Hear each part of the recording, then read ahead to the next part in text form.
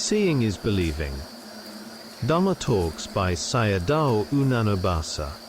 Talk 11. Intrinsic Nature of Emptiness. Sunyata means voidness or emptiness of something. Sabhava means intrinsic nature. What then is the intrinsic nature of emptiness? It is empty of a person, a being, a man, a woman, bodily form and so on. When one contemplates natural phenomena and discerns that there is no person and no being, only phenomena occurring according to their nature, then, with the cessation of all conditioned sabhava dhammas, one sees Nibbana. What is the element of Nibbana? It does not exist as a person or a being. The notion of a self itself is only one of the conditioned sabhava dhammas. In the contemplation of insight, it is impossible to realize this without the process of dependent origination. Seeing consciousness, sabhava dhamma, and anicca lakkhana. With the contact of the eye-door and visible form object, eye consciousness arises. The eye-door, or visual sensitivity, is a pure element, and the visible form is also a light element. Seeing consciousness, mind, is a sabhava dhamma, the intrinsic nature of a phenomenon, without bodily form or shape, and without a person. It is merely the arising of the seeing nature. The cause dhamma is sabhava dhamma, and the result dhamma is likewise sabhava dhamma. With the two causes of sabhava dhamma, the sense base, ayatana dvara, and the object, a resultant dhamma arises. All these phenomena are manifestations of dependent origination, paticcasamuppada dhamma, occurring at the level of the aggregates, khanda, the body-mind aggregate. See Section 2, Dependent Origination Chart. If the yogi knows this directly, he attains sakkanana, the knowledge of truth. We can analyze this as follows: anicca dhamma, anicca lakkhana, and anicca lakkhananana. Anicca dhamma refers to the arising of conditioned phenomena. The cause is anicca dhamma, and the result is also anicca dhamma. How do these phenomena appear in knowledge Nana? They appear as rising and falling. After one phenomenon vanishes and is replaced by another, that too vanishes, and so on. All of these manifestations are anicca lakkhana, the characteristic of impermanence. If the yogi discerns this clearly, he attains cikkanana, functional knowledge. The characteristic of conditioned phenomena is precisely this, rising and falling. Knowing this characteristic is anicca lakkhanana. If we differentiate further, anicca dhamma and anicca lakkhana are objects of contemplation and must be directly seen and observed. The knowing dhamma is contemplative knowledge. If the yogi only knows anicca dhamma, it remains within samatha dhamma, associated with the three concentration factors. Knowing the characteristic lakkhana constitutes insight, vipassana, associated with the five path factors. Knowing the arising of phenomena is knowledge of mind and form, nama rupa parigahanana. Knowing the causal relationship between cause and effect is paccaya parigahanana. Knowing and discerning the characteristic lakkhana of phenomena is knowledge of rise and fall, udaya bayanana. When nama-rupa and conditionality paccaya are known correctly, these two knowledges together culminate in sakkanana. Lakkhananana is functional knowledge. Contemplative knowledge arises dependent on the object of contemplation. Does the object of contemplation exist beforehand? No, it does not exist beforehand. What about contemplative knowledge? Does it exist beforehand? It also does not exist beforehand.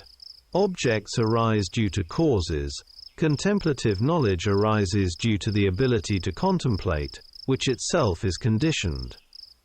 Objects knowledge sunyata, and the abandoning of wrong views. Therefore objects, aramana and knowledge, aramanika nana, do not exist beforehand by themselves. If one takes them as existing beforehand, independent of causes, this becomes sasata ditthi, eternalist view. If one observes it, it disappears, and is seen as no longer present. This is like wild animals or birds. If you catch them and then release them, wild animals return to the forest, and birds fly back into the sky. In the same way, whatever phenomenon arises within the aggregate skandha has the nature of perishing. This was stated by the Buddha. Most yogis discern sunnata in objects, but still cling to wrong view in relation to the knowing mind, jnana. They think, I contemplate it, so I see it, and I know it. There is an observer. This is sakkaya ditthi, clinging to the knowing mind, and such a yogi will not realize Dhamma quickly, or realization will take a long time. This point is supported by evidence in the suttas. Mogok Sayadaw instructs yogis as follows: observe mind and body with jnana. This makes sense for practice. It means there is no person and no being in mind, body, or knowledge. Therefore yogis should not include a person or a being in either the object or in jnana. Only those who can discern anicca in all objects and in the knowing mind will realize Dhamma quickly.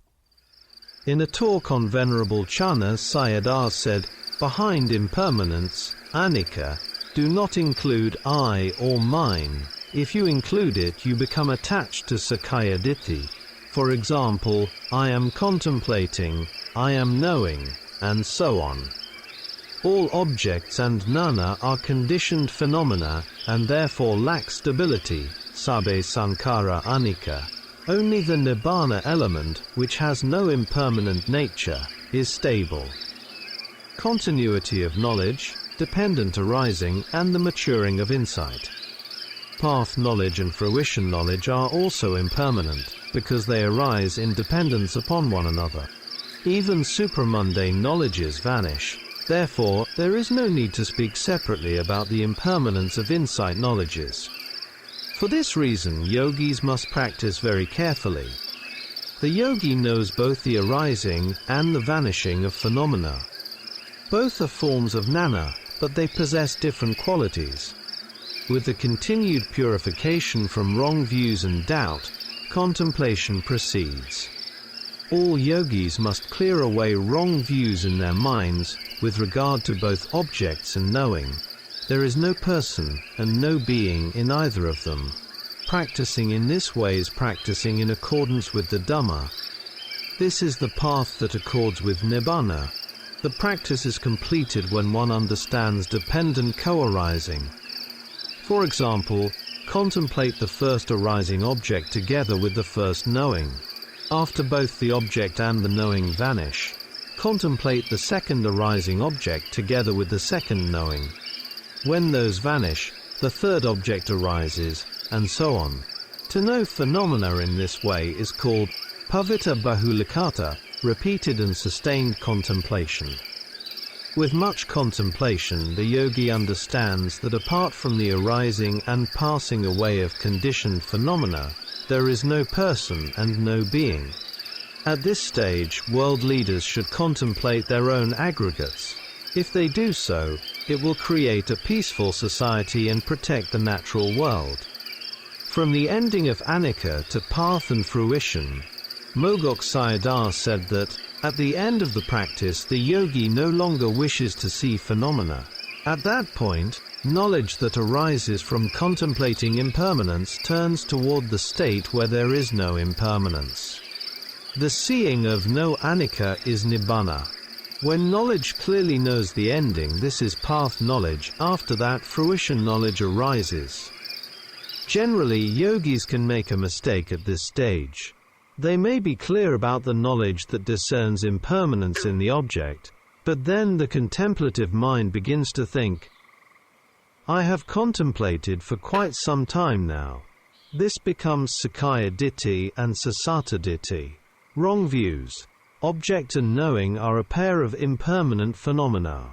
This stage is called the knowledge of knowing the truth of dukkha. With further contemplation, this knowledge matures into the knowledge of seeing cessation, the cessation of impermanence and dukkha. This is arriving at the ending of dukkha, which is nibbana. The Buddha gave us reassurance. If one practices in the morning, one will realize it in the evening. If one practices in the evening, one will realize it in the morning. Therefore, persistence in practice is essential.